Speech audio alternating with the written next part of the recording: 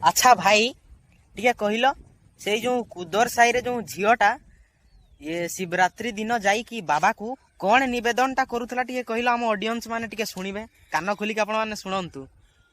ଆଚ୍ଛା ମୁଁ ଶୁଣେଇ ଦଉଛି। ନ ଖାଇ ନ ପିଇ ଜାଳୁଛି ଜାଗର ତୁମ ଚରଣେ ବାବା କୋଟି ନମସ୍କାର।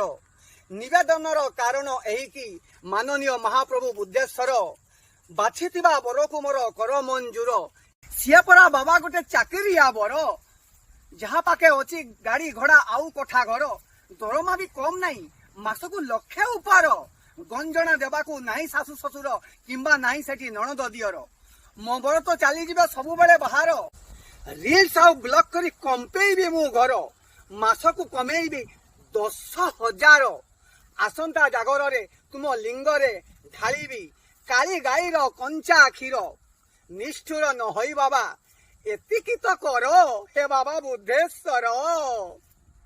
ଏ ଟୁକୁଳି ବୋର ନେଇକି ଛାଡିବ ଲୋ ବା।